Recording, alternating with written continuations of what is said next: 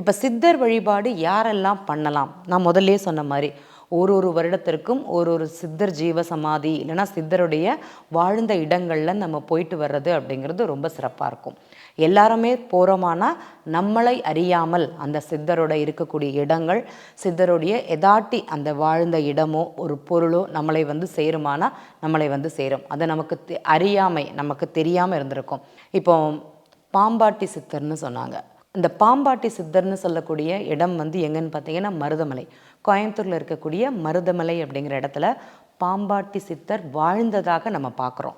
அவர் வந்து முருகனை வேண்டி தவம் இருந்தப்போ முருகனை வந்து வரம் கொடுத்து பாம்பின் ரூபமாக தினமும் முருகரை தரிசித்த ஒரு ஸ்தலமாகத்தான் அந்த மருதமலையில் இருக்கக்கூடிய குகையும் அங்கே அவர் இருந்த ஒரு இடமும். பட் அந்த ஜீவ சமாதிக்கு போயிட்டு வரும்போது உங்களுக்குள்ள ஒரு மாற்றம், உங்களுக்குள்ள ஒரு உணர்வு இருக்குமானா கண்டிப்பாக இருக்கும்னு சொல்லலாம்.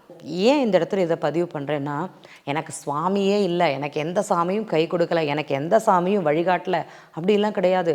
நீங்கள் இருக்கிற ஊரில் உங்களுக்கு ஏதாட்டி ஒரு தெய்வம், ஏதாட்டி ஒரு சித்தர், ஏதாட்டி ஒரு பகவான் யார் ரூபத்திலையாட்டி கண்டிப்பாக உங்களுக்கு கை கொடுப்பாரு. அதை என்னுடைய மனோபாவகம் சரியில்லை அப்படின்னா என்னால் அதை உணர முடியாது. இல்லைன்னா என்னால் அதை நன்றாகவே உணர முடியும் அப்படிங்கிறது தான் உண்மை. சித்தரை பொறுத்த வரைக்கும் நம்ம தேடி போக வேண்டாம். சித்தர் நமக்கு முன்னாடியே வந்து காட்சி கொடுப்பாரு. ஆனால் எந்த சித்தரை வணங்கணும் அப்படிங்கிறத மாத்திரம் நீங்கள் முடிவு பண்ணிக்கோங்க. அவருடைய வழிகாட்டல் அப்படிங்கிறது உங்களுக்கு நன்றாகவே இருக்கும்.